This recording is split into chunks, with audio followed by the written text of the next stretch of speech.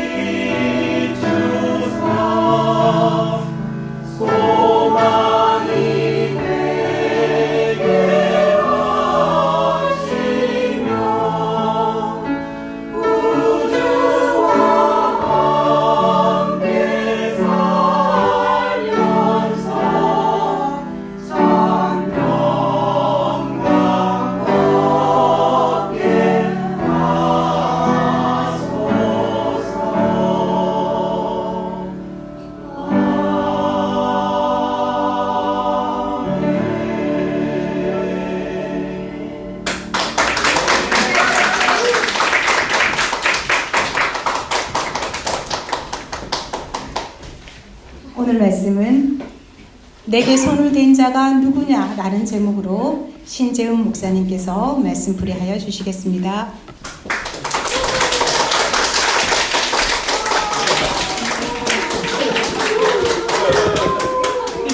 새삼스럽게 모르는 사이도 아닌데 반갑습니다. 우리 이제 군대 간다고 이름을 호전으로 바꿨나봐요. 호전 쪽으로 되라고. 예, 호전 쪽으로 되라고. 호전으로. 예. 아유, 4살, 5살 때 이렇게 삐끔 교회에서 뭐 하나 그냥 창 너머로 이렇게 삐끔이 쳐다보던 호진이가 내일 군대를 간다니 참. 예. 건강하게 잘 다녀오길 바랍니다. 그리고 또 선민 집사님이시죠, 이제? 집사님들 출산을 앞두고 계신데 건강하게 또 귀한 아들 잘 출산하길 바랍니다. 다들 반갑습니다. 우리 옆 사람과 인사합시다. 당신 덕분에 살맛이 납니다.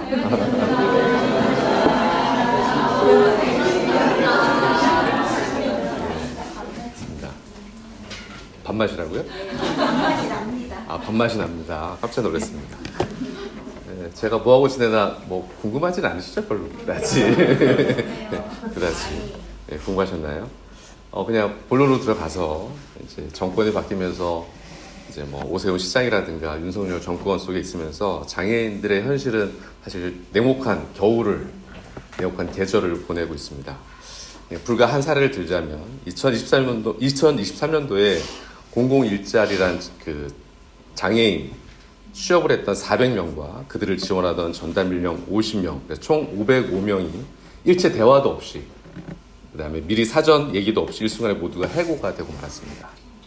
정부가 원하는 그런 방향과 가지 않는다는 이유로 일순간에 그냥 장애인 400명이 모두 해고되는 일이 벌어졌습니다.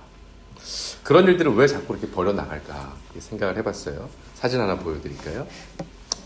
여러분 봤을 때 왼쪽인 거죠. 왼쪽에 있는 것이 2차 대전 때 나치가 포스터로 만들어서 배포했던 겁니다. 유전병, 그러니까 장애인을 말하는 거죠. 유전병자 한 명이 60살까지 살기 위해서 5만 마르크 비용이 듭니다. 근데 옆에 이제 그것은 그냥 상징적으로 그린 그림인데 재경부에서 이렇게 발표했습니다. 당신의 세금 1조 7천억을 10만 명의 중증 발달 장애인의 지역사회 자립 지원을 위해 낭비란 말은 안 썼지만 그래서 표현을 한 거죠. 낭비하고 있습니다. 또 하나 사진 보면 이렇습니다. 저 위에 있는 것은 이제 나치 때 만들어졌던 거죠. 한 명의 유전병자를 위해 국가는 매일 5.50 마르크의 비용을 지불합니다. 그 5.50 마르크는 한 건강한 가족이 하루를 살 수 있는 돈이다. 이렇게 표현을 했고요. 재경부에서는 저상버스 한 대를 설치하는데 2억이 들지만 계단버스 한 대를 설치하는 1억밖에 안 된다. 뭐라는 거예요? 장애인들을 위해서 세금이 이렇게 많이 낭비되고 있습니다. 어떻게 하자고요? 다시 장애인들을 시설로 보내자. 그래서 시설 지원을 계속 늘려나가고 있습니다.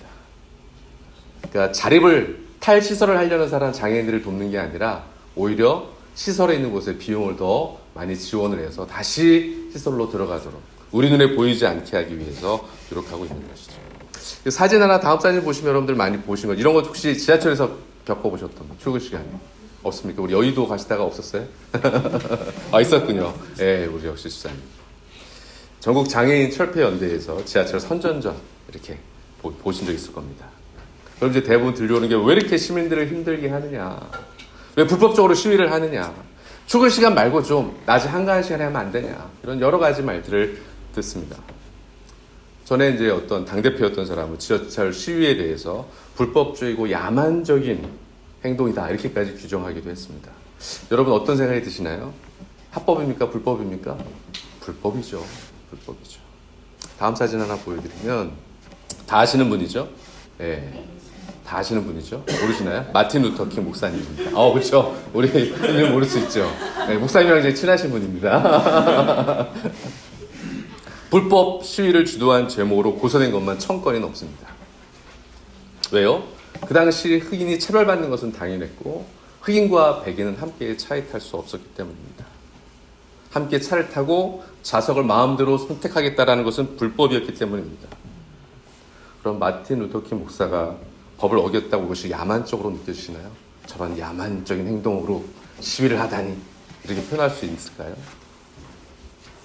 복지와 인권이 가장 잘 되어 있다는 미국에서 대중교통, 저렇게 지하철이 됐건 버스를 가로막고 불법적으로 시위를 하는 일들이 있을까 하고 넘겨야 되는데 바로 넘겼네 벌써.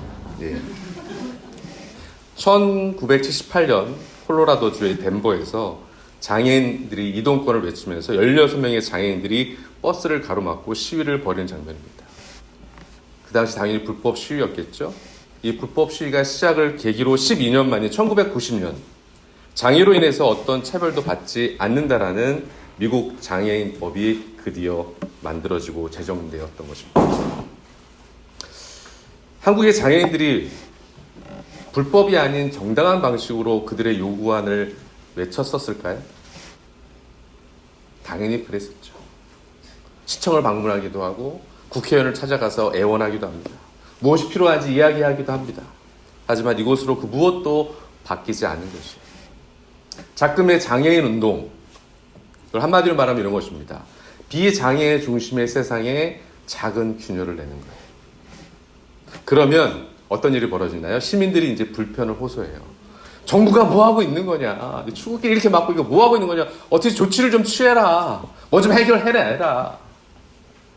그제야 정부가 권력이 움직이는 거예요. 그래서 불법임에도 많은 시민들의 비난과 조롱을 받으면서 여전히 이 일을 하고 있는 것이죠. 장애인 자립생활에서 저는 이제 일을 하면서 한 시간에 한 절반 좀 못 미치게 한 이런 집회나 시위 현장에 저는 갔었던 것 같습니다. 물론 그런 일만 한 건 아닙니다. 혹시 방이동 먹자골목을 가실 일이 생기시면 건물 중에 경사로가 설치된 곳이 있고 거기에 소파 솔루션이라고 적혀 있는 곳이 있으면 제가 한 겁니다. 제가 지난해 그 경사로 설치를 업주를 이제 막 설득해서 경사로가 필요합니다. 이거 있으면 모든 사람들이 유모차도 갈 수 있고 휠체어 갈 수 있고 어른들도 갈 수 있습니다. 설치했으니까 저 신목사 한 거구나 이렇게 생각하시면 될 것 같습니다. 어쨌거나 시위 현장을 다니고 또 사무실에서 뭐 서류를 쓰고 산출 조사서 이런 거 처음 써봤어요. 기출기한 미치는 줄 알았어요. 비했을 때도 제정하고는 전혀 제가 솔때부터 살았는데 사업을 할 때마다 그걸 제출해야 되는 게 너무 힘듭니다. 그래서 드는 생각이 이거였습니다. 목회가 가장 쉬웠어요. 목회가 가장 쉬웠어요. 성경을 읽고 있습니다. 근데 저는 좀 이전과 다르게 좀 편협한 시각으로 성경을 읽습니다. 어떻게? 장애인의 눈으로 성경을 읽어보기 시작했습니다. 성경 요한복음에 보면 38년 된 병자가 베데스다 연못에 머무는 장면, 제가 설교됐고 여러분들 다 아시죠? 왜 베데스다 연못에 들어가지 못하고 38년이나 그 언저리에 머물러 있었을까요? 성경에서 뭐라고 그래요? 대신 나를 옮겨주고 넣어줄 사람이 없어서. 여러분 지금 시대로 가봅시다. 어떤 장애인이 걷지를 못해서 어디를 가지 못해. 38년 동안 가지 못했어. 말도 안 되죠. 지금은 누가 해줘요? 활동지원사가. 장애인 활동지원사가 옆에 있어서 지원을 받아서 그럼 이런 일은 38년 동안 이렇게 머물 일이 없는 거죠. 이런 눈으로 지금 성경을 보고 있습니다. 이동권만 확보됐다면 편히 장애인들이 갈 수 있었을 텐데. 눈먼자가 해결받을 수 있었을 텐데. 이렇게 하면서 성경을 보고 있어요. 그래서 제가 한 몇 년 후에는 장애인의 눈으로 본 성경 이런 거, 신약성경 이런 거 한번 내볼까 생각해 보고 있습니다. 오늘 본문에 이제 혈우증 앓는 여인이 이제 등장하죠. 혈우병이라고 하죠. 혈우병. 이 병은 X염색체가 유전적으로 돌연변이를 일으켜가지고요. 혈액 내 피를 굳게 하는 물질, 인고인자를 부족하게 만들어서 결국 출혈성 질환으로 살게 만드는 병입니다. 혈우병은 아직 완치할 수 있는 치료제가 개발되지 않았습니다. 대신 증상을 막아주는 주사제가 있죠. 한 달에 한 번 정도 맞는 이제 주사제가 개발이 되는데 햄리브라라는 약입니다. 건강보험 적용이 안 돼서 1년에 한 달에 한 번씩 주사를 맞으면 1년 주사값이 얼마 정도 될까요? 1,000만 원? 9,000만 원. 예. 영상 한번 볼까요? 예. 또 저렇게 가서 저 맨 뒤에 제가 어딘가 있을 겁니다. 햄리브라라는 그 주사약이 급여 적용이 안 돼서 건강보험심사평가원 서울지사 송파에 있습니다.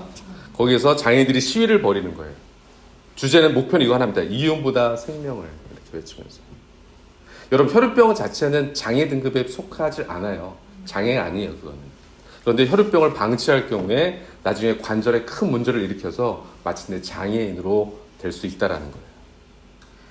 혈우병 환자들이 장애를 갖지 않게 하기 위해서 지금 시위를 하고 있는 거예요.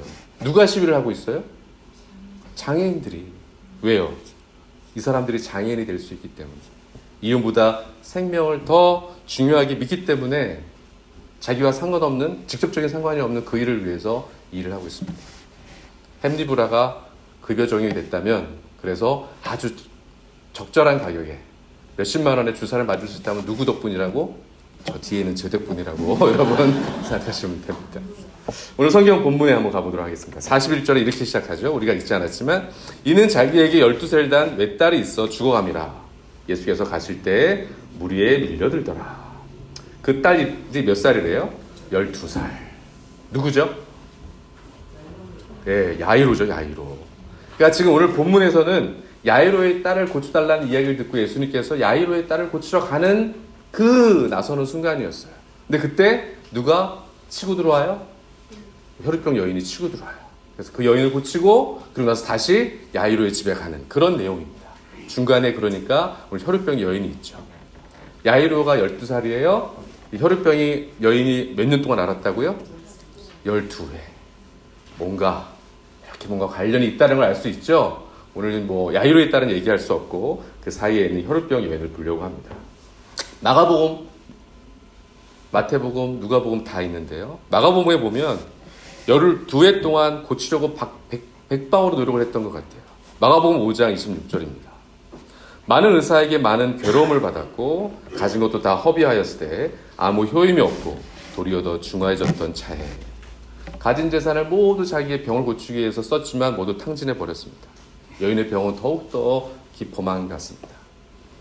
오늘 집사님이 오늘 기도하시면서 말씀해 주신 것처럼 유대인들은 피가 곧 생명이라고 얘기해요. 피를 마실 수도 없고 피를 흘리는 것에 대해서 부정적으로 생각했습니다. 12일 동안 근데 피가 멈추지 않았다. 부정한 여인으로 치부됐을 것이고 가족과 공동체로부터 철저하게 분리되고 외면당했던 삶을 살았을 것입니다. 도무지 여인에게 희망이라고는 없습니다. 이제 가진 돈도 다 탕진했습니다. 죽지 못해 사는 그 치욕의 세월을 보내고 있던 차에 한 가닥 희망의 소리가 들려옵니다. 뭐예요? 어떤 병도 고쳐주시는 분이 계시다라는 거예요. 그분이 누군지도 잘 모릅니다. 그분이 하나님의 아들인지도 모릅니다. 하지만 그분 앞에 가면 내 병이 낫겠구나. 그리고 그 사람을 향해서 예수란 분을 향해서 달려옵니다. 43절이죠. 이에 12회를 혈루증으로 앓던 중에 아무에게도 고침을 받지 못하던 여자가 예수의 뒤로 와서 그의 옷가에 손을 대니 혈루증이 즉시 그쳤더라. 여인은 회당장 야이로의 딸을 고쳐주기 위해서 그의 집을 향해 가고 있는 예수님 뒤로 몰래 가서 그의 옷자락, 정확히 말하면 옷술, 옷 맨 끝에 있는 술을 살짝 맞았다라는 거예요. 그러자 자기의 몸에 변화가 일어나는 걸 느끼기 시작합니다. 그 순간 더 놀라운 건 45절과 46절이죠. 예수께서 뭐라고 그래요? 내게 손을 댄 자가 누구냐 하시니 다 아니라 아닌데요. 베드로가 이르되 주여 무리가 밀려 들어 미나이다. 예수가 이르시되 내게 손을 댄 자가 있도다. 이는 내게서 능력이 나간 줄 알미로다 하신대. 아무도 지금 이 순간 어떤 일이 벌어졌는지 아무도 모르는데 오직 두 사람만 알고 있죠. 그죠? 여인과 예수님. 그리고 예수님께서 가던 길을 멈추고 뒤를 돌아봅니다. 누가 내 옷에 손을 대었느냐? 참 생뚱맞은 질문 아닙니까? 지금 야이로의 딸을 빨리 고치러 가야 되는데 일각이 여금한데 지금 갑자기 두드러서 멈추고 누군가를 찾고 있다라는 거예요. 얼마나 지금 제자들 베드로가 조급했겠어요. 그래서 뭐라고 그래요? 우리가 이렇게 밀려드는데 그걸 어떻게 합니까? 좀 퉁명스럽게. 예수님 왜 그러세요 지금? 사람이 한두 명이에요. 이렇게 얘기하고 있죠.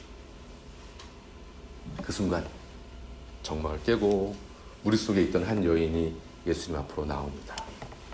그리고 47절에 보니까 여자가 스스로 숨기지 못할 줄 알고 떨며 나와 엎드려 그 손댄 이유와 곧 나은 것을 모든 사람 앞에 말하니 그간의 모든 사정들을 많이들 앞에서 공개합니다. 우리가 여기서 주목해야 될 것이 저는 두 가지를 좀 보고 싶습니다. 예수님은 왜 만인이 다 지켜보는 그 앞에서 여인에게 자신의 병과 치유의 과정을 공개적으로 말하라고 하셨을까요? 만약에 부정한 여인이 자기의 이야기를 다 사람들 앞에 했다면 부정한 몸으로 사람들 군중 속에 왔단 말이야? 병도 안 나았는데 예수님의 옷을 만졌단 말이야? 그 여인의 이야기에 사람들이 분노했을지도 모릅니다. 하지만 예수님은 그 이야기를 통해서 여인을 책망하고 싶어서 그를 공개적으로 세우신 것이 아니죠. 너의 그 어떤 질병, 율법적으로 규정한 그 어떤 것도 나를 만나는 데 있어서 걸림돌이나 장벽이 될 수 없어. 그것을 사람들 앞에 알리고자 합니다. 저희의 부정함도 나를 만나는데 전혀 걸림돌이 될 수가 없는 거야. 근데 너희들은 그것을 걸림돌로 만들어놨어. 나에게 나오지 못하도록 너희들이 장벽을 만들어놨어. 이렇게 말하고 있는 거죠.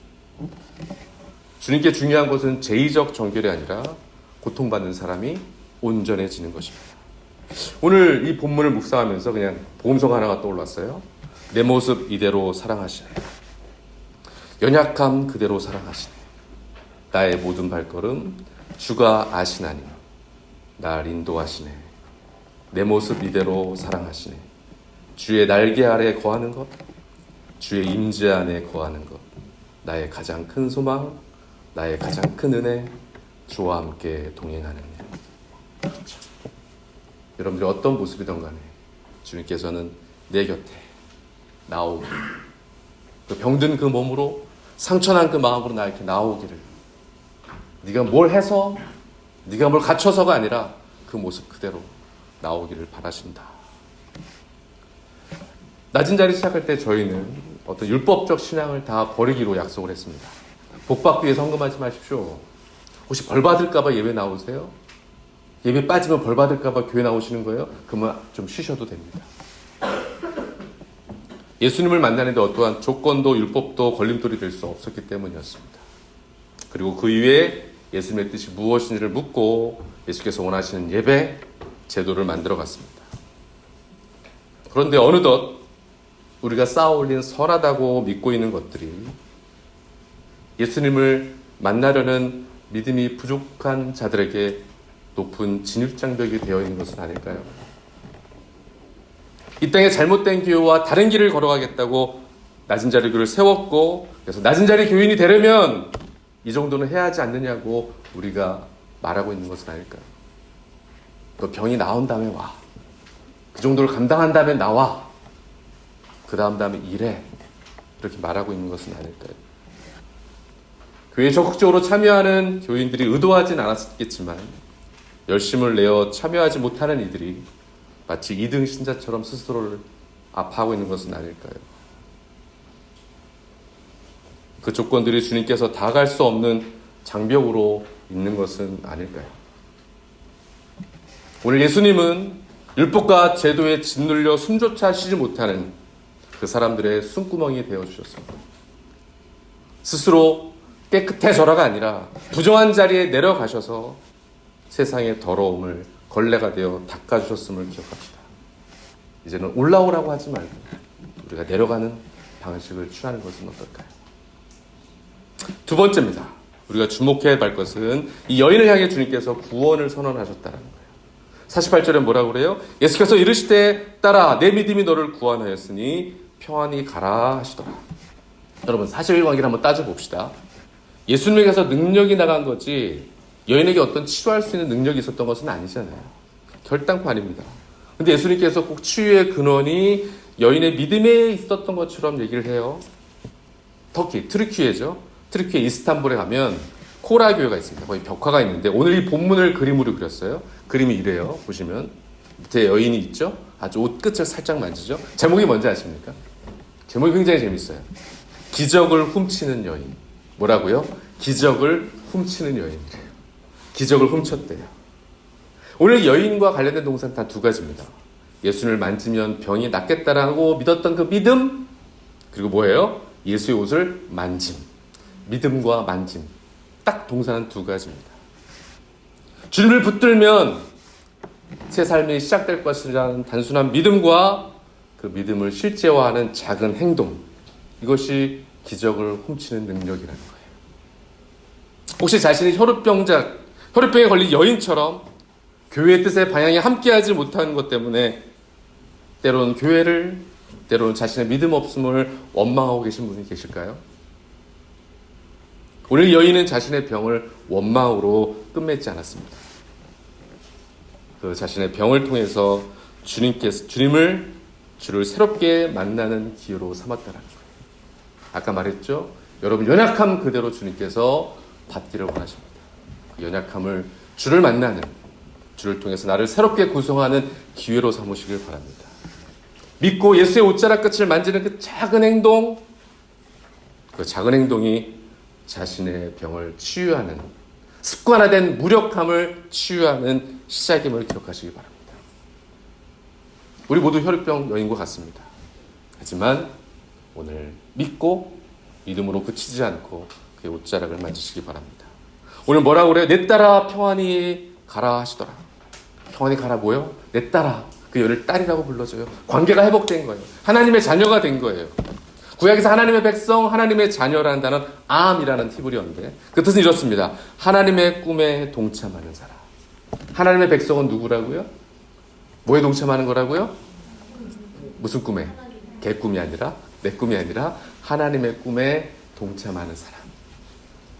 그 사람이 하나님의 백성이고 오늘 그 여인은 공동체로부터 철저히 배제당했던, 스스로 아무런 희망도 갖지 못했던 그 여인은 오늘 믿음과 옷자락을 만짐을 통해서 하나님의 꿈에 동참하는 백성이 되었습니다. 우리 각자의 삶을 한번 돌아보면 모양은 다 다르죠. 삶의 모습이. 그렇죠? 근데 그리 평탄하지만은 않습니다. 내 삶 너무 평탄해. 혹시 이런 분 계세요? 우리 강토 좀 그런가요? 평탄해요? 네, 성적이 평탄하죠. 자신의 뜻대로 되는 것이 그리 많지 않습니다. 그죠? 저도 50평생 살다 보니까 내 뜻과 계획대로 되는 일이 없더라. 뭐 이런 거. 돌아봤어요. 24년 전에 낮은 자리에서 함께 사역하자고 김 목사님이 찾아오셨어요. 그때 애둘러 거절했습니다. 애둘러. 1년 동안 거절했어요. 왜? 교회가 너무 초라해서. 그런데 낮은 자리에서 23년을 목회했네요. 그리고 2년 전만 해도 내가 이곳에 뼈를 못 얻으리라 다짐했습니다. 근데 지금은 장애인판에 가서 일을 하고 있습니다. 그곳에서 지내다 보니까 그 세계도 만만하지 않더라고요. 문득 드는 생각 뭐라고요? 목회가 가장 쉬웠어요. 원망이 들기도 하고 후회가 밀려오기도 합니다. 밤잠을 설친 적도 있습니다. 요즘 여러분들 축구 때문에 밤잠 설치시죠? 네, 저는 축구를 막 열심히 보진 않지만 눈이 빨개서 온 분들은 다 축구 보다가 오더라고요. 손흥민 선수가 예전에 인터뷰에서 이런 걸 얘기한 적이 있어요. 기자가 힘들 때 어떻게 극복하세요? 물어봤더니 이렇게 대답을 했습니다. 힘든 순간을 이겨낼 수 있었던 건 어릴 때 공을 쫓았던 이유를 떠올리는 것입니다. 힘들 때 왜 이걸 시작했지? 이거 없으면 안 된다고 생각해서 시작했는데 그런데 매일 하다 보니 그 소중함을 잊을 때가 있어요. 누가 시켜서 한 것도 아니고 내가 좋아서 했지. 그러니까 뭐라? 초심으로 돌아가는 것. 이것이 자기의 위기를 극복하는 능력이라고 말합니다. 지금 저와 여러분이 하고 있는 일, 뭐 직장, 부부, 신앙생활 힘드신가요? 힘들죠. 만일 자신의 직장이라든가 내가 만난 결혼, 교회 누가 시켜서 한 것이 아니라면 내가 좋아서 의미가 있어서 스스로 선택한 것이라면 내 지금 힘드시다면 다시 초심으로 돌아가시기 바랍니다. 내가 낮은 자리를 왜 선택했지? 내가 여기서 왜 신앙생활 하자고 내가 고백했지? 내가 왜 이 아내를 내 신부로 내 신랑으로 맞이한다고 얘기했지? 죽지 못해서 죽지 못하는구나. 뭐죠? 너무 사랑해서 너무 사랑해서 찔려. 제 얘기를 갑자기 간증을 해버렸네. 너무 사랑해서 이 사람 없으면 안 될 것 같아서 그래서 결혼하고 그와 함께 살고 있는 거잖아요. 다시 그 기억을 떠올리십시오. 다시 그 순간을 회복하십시오. 요한계시록 2장에 예수님께서 이런 걸 책망하신대요. 요한계시록 2장 4절입니다. 함께 읽어볼까요? 시작. 그러나 너를 책망할 것이 있나니 너는 처음 사랑을 뭐였다고요? 버렸노라. 그럼 간단해요. 칭찬받는, 예수님께 칭찬받는 방법은 뭘까요? 처음 사랑의 자리로 돌아가는 거예요. 그것을 기억하는 거예요. 그래서 기독교인들은 어떤 공동체예요? 기억 공동체입니다. 출애굽을 다시 기억하고 예수의 구원 사건을 기억하고 나에게 주신 은혜를 다시 기억하는 것. 그때 다시 하나님의 가없는 은혜가 여러분에게 풍성하게 밀려올 줄로 믿습니다. 예, 이상 말씀을 마치도록 하겠습니다. 예, 우리 함께 기도합시다. 우리 잠시 함께 기도합시다. 눈을 감고 함께 기도합시다.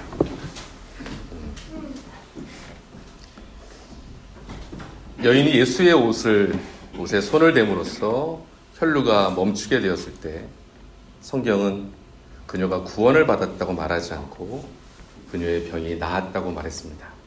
하지만 여인이 주님 앞에 나와 자신에게 일어난 일을 다 고했을 때 딸아 내 믿음이 너를 구원하였다. 여인에게 구원을 선언하셨습니다. 여인의 간절한 소망은 육체의 회복을 가져왔고 예수님과의 대면은 구원을 가져왔습니다. 구원받는 사람으로 살아간다는 것, 그것이 무엇일까요? 그것은 땅의 인력에 속절없이 끌려가기를 이제 멈추어 버리는 것입니다. 세상의 유혹으로부터 해방된 사람이 된다는 것, 과거의 집착에 노연하고 미래에 대한 막연한 불안에서 벗어나고 매 순간 우리 가운데에서 기적을 이루시는 하나님의 임재를 경험하며 산다는 것, 이것이 오늘 하나님의 백성, 하나님의 꿈에 동참하는 백성의 모습일 것입니다. 우리가 만든 의로움이 상처받고 연약한 자들이 주님을 만나는데 걸림돌과 장벽이 되는 것은 아닌지 뒤돌아봤으면 좋겠습니다. 또는 혹 자신의 연약함을 핑계 삼아서 습관화된 무기력에 빠져 있는 이들이 있다면 이제 여인과 같이 주의 옷자락이라도 붙들려는 그 용기, 하나님의 뜻에 뛰어드는 그 용기 있는 믿음을 달라고 기도합시다. 그리하여 낮은 자리 식구 모두가 하나님의 첫사랑을 회복하고 하나님의 꿈에 동참하는 참된 하나님의 백성으로 살게 하여 주옵소서. 예수님의 이름으로 간절히 기도드렸사옵나이다.